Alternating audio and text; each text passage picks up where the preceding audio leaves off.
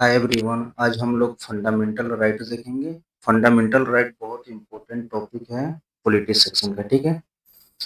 और ये यहाँ से बहुत सारे सवाल बनते हैं।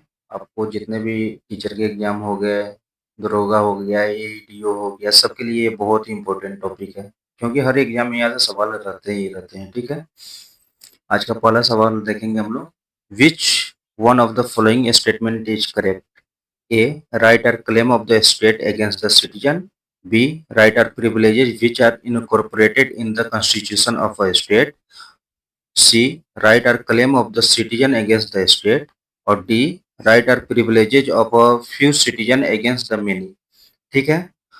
हिंदी में है, निम्नलिखित में से कौन सा कथन सही है? ए. अधिकार नागरिकों के विरुद्ध राज्य के दावे हैं।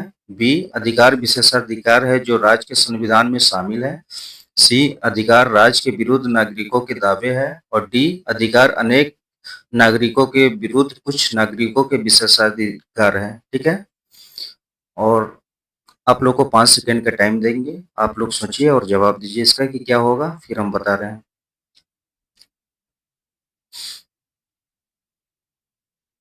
देखिए, हमारा ए ऑप्शन गलत है।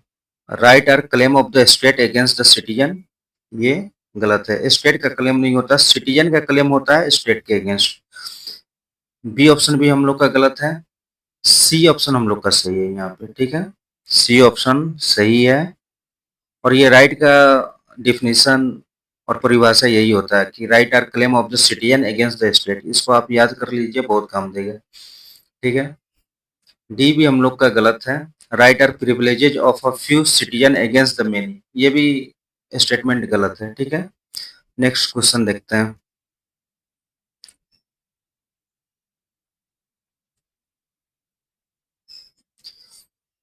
क्वेश्चन है मेरा, which of the following is given the power to enforce the fundamental right by the constitution? A है all court in the India, B है द पार्लियामेंट, सी है द प्रेसिडेंट, डी है the supreme court and high court, ठीक है। निम्नलिखित में से किसे संविधान द्वारा मौलिक अधिकारों को लागू करने की शक्ति प्रदान की गई है? भारत के सभी न्यायालय, संसद, राष्ट्रपति, सर्वोच्च न्यायालय और उच्च न्यायालय। आप लोग इसका सब आंसर कीजिए।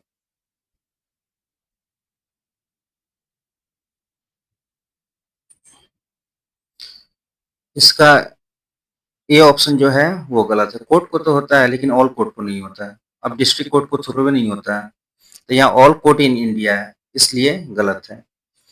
द पार्लियामेंट, पार्लियामेंट के पास भी ये पावर नहीं होता है। प्रेसिडेंट साहब के पास में भी ये पावर नहीं होता है। सुप्रीम कोर्ट और हाई कोर्ट के पास पावर होता है, ठीक है।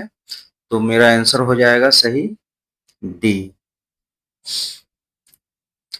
थर्ड सवाल है हम लोग का, fundamental right can not be suspended, ठीक है।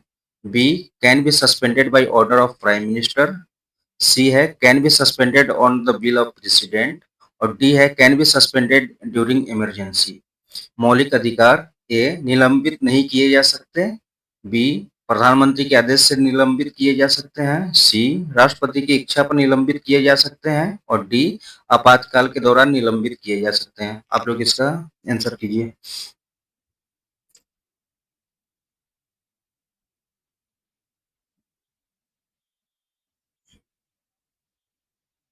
कैन नॉट बी सस्पेंडेड है फर्स्ट ऑप्शन, ये गलत है। सस्पेंड किए जा सकते हैं, ठीक है। Can be suspended by order of prime minister, ये भी हमारा गलत है, ठीक है। प्राइम मिनिस्टर के ऑर्डर पे नहीं होता ये। Can be suspended on the will of president, third option भी गलत है। प्रेसिडेंट के इच्छा पे थ्रू नहीं होता ये। और can be suspended during emergency, G D हमारा सही होगा। इमरजेंसी आपातकाल के दौरान निलंबित किए जा सकते हैं। बाकी ए बी सी तीनों ऑप्शन गलत है हमारा, ठीक है। फोर्थ नंबर क्वेश्चन देख रहे हैं हम लोग। Fundamental right are A justiciable, B non justiciable, C flexible और डी रिजिड। मौलिक अधिकार है, औचित्य योग्य, गैर न्यायसंगत, लचीला और कठोर, ठीक है। इसका आंसर कीजिए आप लोग।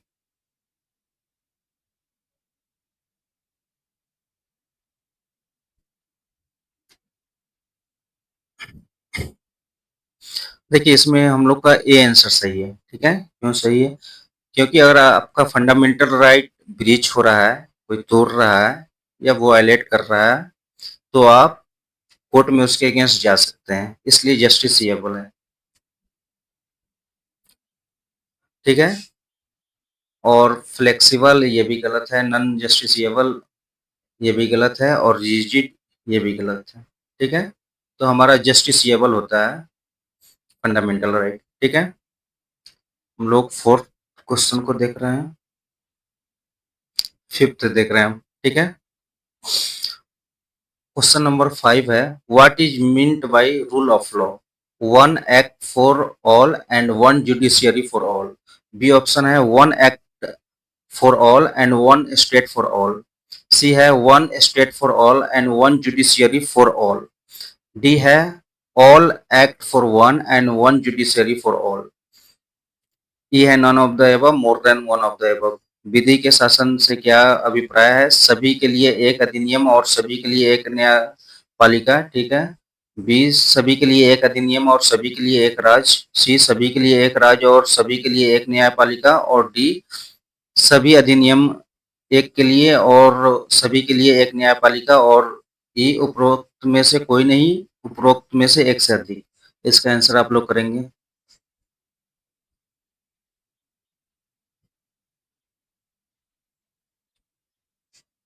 देखिए इसका ए ऑप्शन सही होगा।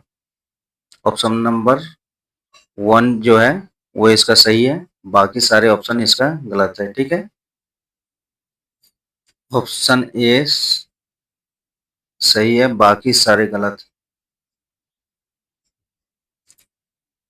हम लोग अगले क्वेश्चन पर चलेंगे। अगला क्वेश्चन है, under which of the following article the Indian constitution grants fundamental right to the citizen? दरअसल ये पूछ रहा है कि फंडामेंटल राइट कहाँ से कहाँ तक है, ठीक है।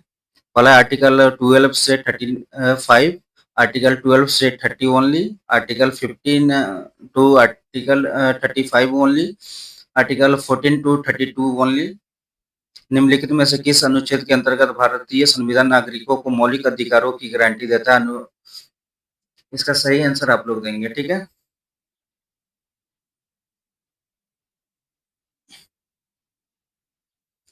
देखिए इसका सही आंसर है आर्टिकल 12 से 35।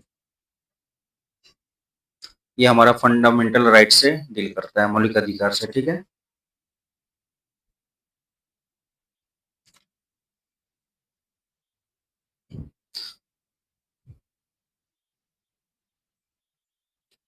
In the Indian Constitution, the right to equality is granted by 5 articles. They are Article 16 to Article 20, Article 15 to Article 19, Article 14 to Article 18 और आर्टिकल 13 टू आर्टिकल 17। भारतीय संविधान में समानता का अधिकार 5 अनुच्छेदों द्वारा प्रदान किया गया है। यह है, आप लोग इसका सही जवाब दें।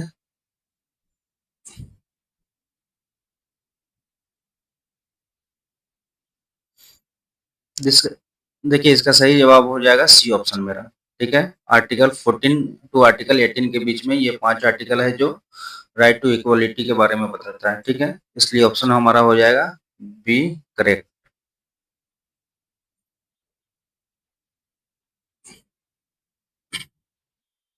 क्वेश्चन है, which one of the following is not included in the fundamental right to equality as ensured in the Indian constitution?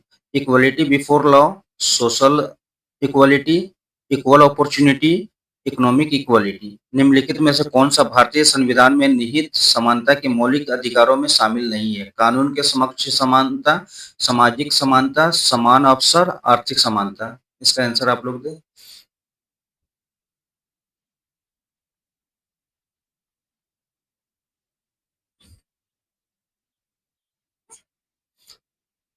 यहाँ कीवर्ड पर भी ध्यान देना है कि पूछ क्या रहा है हमसे। Not,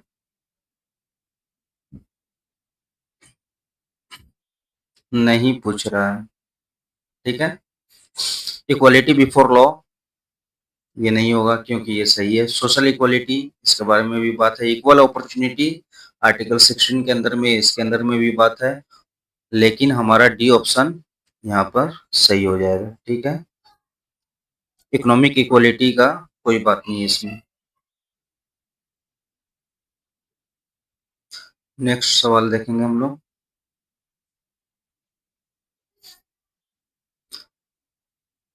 Which article of Indian Constitution is related to the fundamental right against the exploitation of the children?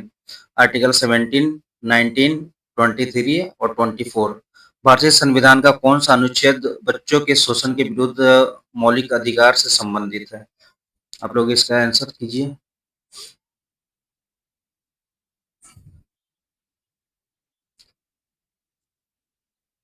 देखिए, आर्टिकल 23 जो है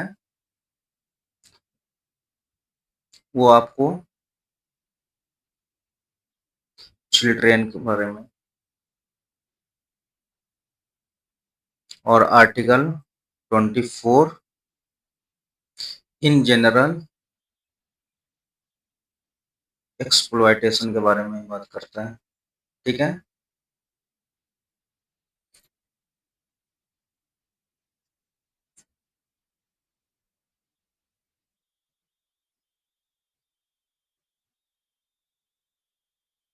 तो सी आंसर सही हो जाएगा।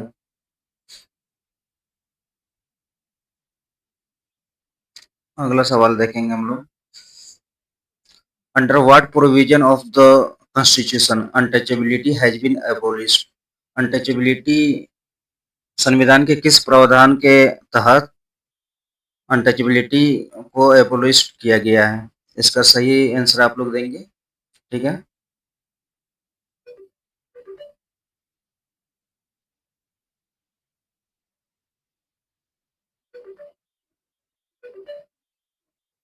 इसका सही आंसर दीजिए आप लोग। इसका सही आंसर हो जाएगा आर्टिकल 17। ठीक है,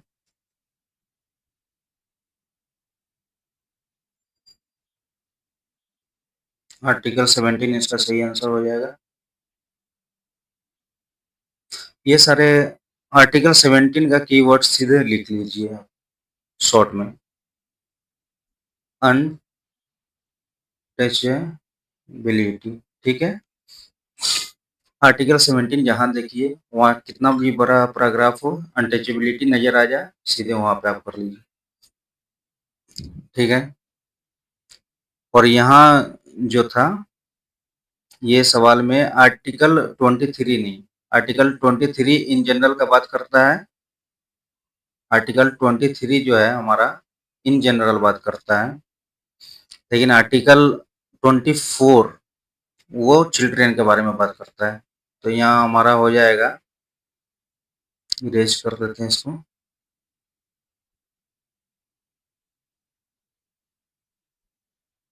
ठीक है, एक मिनट। ओके, देखिए आर्टिकल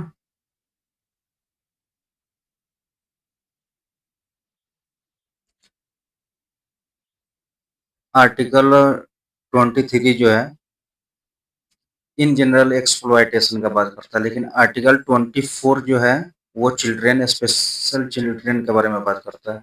यहाँ bounded labour, trafficking of human, यही सब आता है आर्टिकल 23 में, और लेकिन आर्टिकल 24 में इन जनरल चिल्ड्रेन के बारे में बात की जाती है। ठीक है, नेक्स्ट सवाल देखेंगे हम लोग। देखिए फिर वही सवाल है। Article 17 of the Indian constitution deal with education, health, abolition of untouchability, food guarantee. ये सब सवाल बहुत रिपीट होते हैं, इसलिए ये सब सवाल को अच्छे से याद कर लीजिए एक कीवर्ड बनाकर। इसका भी आंसर हो जाएगा हम लोग का सी। ठीक है, नेक्स्ट।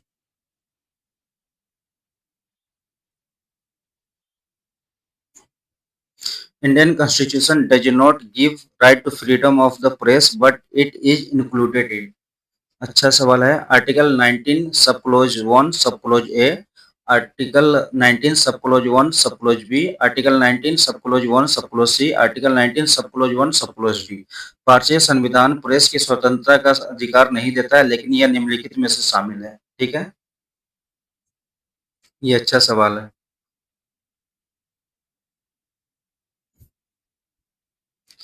देखिए, हमारे कॉन्स्टिट्यूशन में कहीं भी प्रेस नाम मेंशन नहीं किया गया है, ठीक है, लेकिन आर्टिकल 19 सब क्लोज 1 सब क्लोज ए में फ्रीडम ऑफ स्पीच जो है उसके अंतर्गत ही ये आ जाता है। ठीक है, तो हम लोग का आंसर हो जाएगा आर्टिकल 19 सब क्लोज ए सब क्लोज बी। प्रेस कहीं भी कॉन्स्टिट्यूशन में नहीं लिखा हुआ है, किसी भी आर्टिकल में नहीं लिखा हुआ है, लेकिन freedom of speech and expression वाला जो क्लॉज है sub clause article 19 sub clause A sub clause B उसी के अंतर्गत ये आ जाता है। ये याद रखेंगे आप लोग। ठीक है, नेक्स्ट,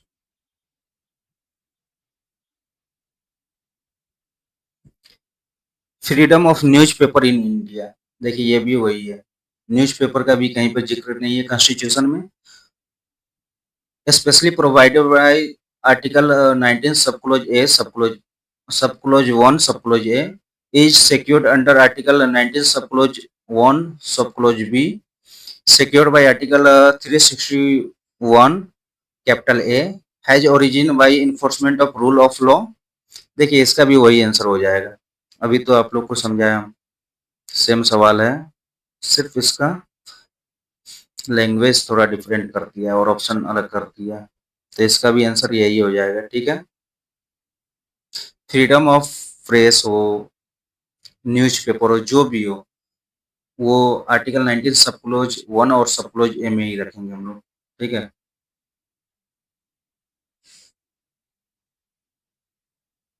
नेक्स्ट,